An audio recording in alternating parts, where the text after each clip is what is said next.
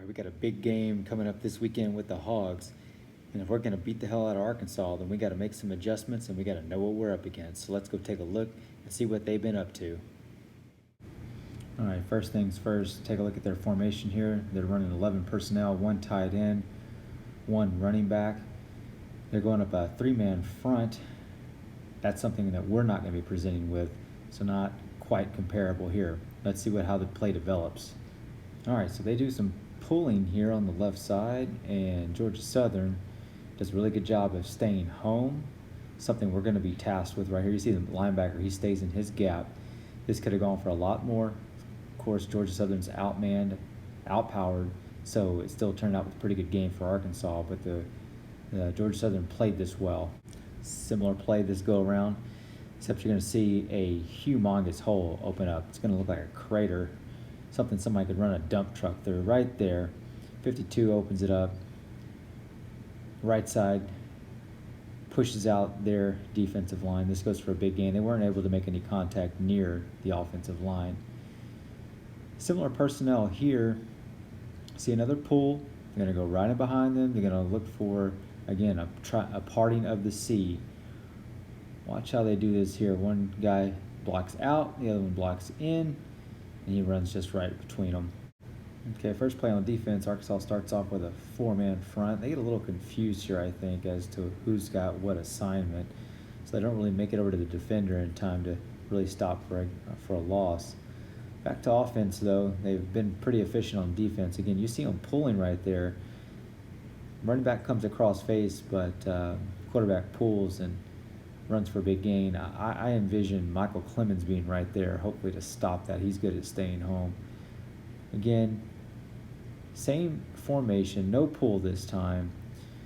And you see the strike from their quarterback here. He is much better than he gets credit for with his accuracy. You'll see that throughout. Same formation again, 11 personnel, 1 back, 1 tight end. Tight end goes out for in a route, but the back goes into the flat. Georgia Southern leaves him wide open. So assignment football, very key there. All right, so you can see the back come across face again, a little bit of a bobbled snap. He hands off with his read. Back's just too quick getting outside. Defender can't get a good enough hand on him, and he cuts it up for a touchdown. All right, now don't let anybody tell you that this guy for Arkansas can't throw, because he sure can. You'll see that throughout. So the defender bites just a little bit, gives him just enough room to lob that over, and he throws a strike right in between the zone. All right, we really just have a lane here that this guy was given to run through by their offensive line. They do a good job at their assignment. 11 personnel, 1 back, 1 tight end. Just a straight up block. Again, you see this guy, he throws a strike. He can do that. He's going to continue to keep doing that. Different ball game here on defense. Georgia Southern just lets that guy run free right up the middle. We are going to have to know our assignment. Similarly, not to be underestimated, their defensive linemen and offensive linemen have been called slow, but they are not. And you see this guy, how agile he is. He gets around the left tackle there and makes the sack. Okay, now the Georgia defender that's coming up, number 12, this is something we cannot do. He's right there on the hash, right? You see him stall, and he just waits for the ball and the play to come to him. We don't have time for that. We're going to have to go up, and we're going to have to make those plays. All right, this is another good throw by the quarterback, but watch the offensive line. So Georgia Southern brings 5 people. They bring an extra person, but they just aren't quite able to get home. Getting pressure is going to be key if we're going to win this game on Saturday. Now, right here, you're going to see how Arkansas attacks the ball on the other side of the line of scrimmage, unlike Georgia Southern did a few plays ago. They're making pressure and nearly making the tackle on their side of the line of scrimmage. They're going to do the same thing right here. You know, they had the option to get there. They left a little bit of a hole, so this is the one success Georgia Southern did have. Arkansas's probably strength is going to be their DBs, so they have a good defensive line. You've seen them get plenty of pressure here, but watch how they stay on assignment. They know where they need to be, and they put themselves in good position to make plays. But getting back to offense, I told you, and here's further evidence, so I need you to start believing me now. This guy's going to throw one deep. I think this ended up coming back on a penalty, but you can see that's right in the breadbasket. Okay, again, take note on how not to play this with Georgia Southern. They won't even engage the guy until he's made about 5 yards. So to throw it out to the little screen there, and see they're not even going to make contact until nearly the 20. They could have around the 15, but by then it's just too late. All right, so now that I've looked at this film, I feel a little bit optimistic because I don't see Arkansas doing a lot of the things that gave us fits with New Mexico. Arkansas is going to be more physical, they're bigger, but all the stunting, all the pulls and the draws, especially on defense, are not happening just like they did with New Mexico. And those kinds of things gave us fits because they attacked our edges, they confused us, and we missed our assignments. The game plan for us against Arkansas is what it would be against any team at this point because we need to grow in a particular way. We need to play assignment football and know where we need to be. This is particularly for the offensive line more specifically. Everything hinges on them. Calzada's played well enough for us to win, but the offensive line has got to give him time and got to give our running backs the space and the opportunity to run.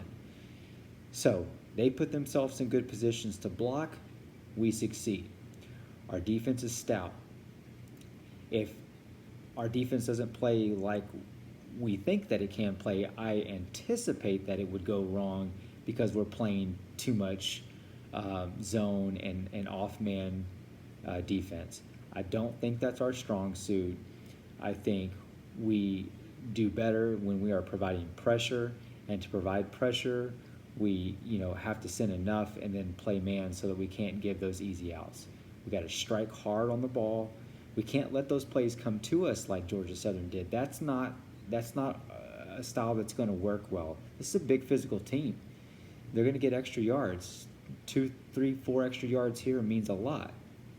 We have got to play up on that line of scrimmage so that we can get to these plays quick, and that so we can strike.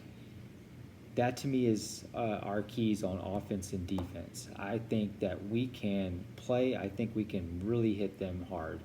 The over-under's 5.5, somewhere in that area. I actually thought maybe we would come out and not be the favorite. But we are, and I think the reason is, after I've talked around with some folks, is that they don't have as much confidence in Texas. It's not so much they have confidence in our ability just yet, is that they don't have confidence in that Texas win that Arkansas had. So we do need to go out and prove something that we deserve that 5-point win or spread. The over-under's somewhere in the neighborhood of 44-45, an NFL over-under. It feels like it should be an under type of game, don't you think? We have a stout defense. They have a good defense. Both offenses are not as nearly dynamic as somebody like Ole Miss. So it feels like it should be an under. I'm genuinely a little confused because I seem to find that when this is the case, games tend to turn out the opposite. I guess if I was going to bet, I would take the over on 44.5, maybe just because I'm superstitious in that way. But I'm not confident actually to put any money down on this one. I think that this could be an overtime game again. They're going to play as hard. This is a grudge match. They know what's at stake, and I hope we do too. We better know what's at stake because this is a big game. We got to go into we got to go into Mississippi State 4-0 because we still got some tuning up to go before we play them, so that we can still beat them. They may not be the most clouded team out there, but we've got to do this game, learn how to win, make progress so that we can get to Bama and have the potential to be 6-0 when they come to Kyle Field. So it's a huge game, huge game. So I have every confidence that we can win and that we probably should win, but it's going to come down to how we play our game. They can dictate. They are more senior than we are. So if we haven't made the progress that we need to make, we are going to struggle, and they will likely win. If we've made the progress that we needed to make, particularly on the offensive line, we give ourselves a good chance to be in this one and win. So here's what I'm doing. I've got the Aggies to win, and I'm going to take them by a field goal. A win is a win. I'll take the win and get out. That's all I need, and that's still beating the hell out of Arkansas. Let's get it.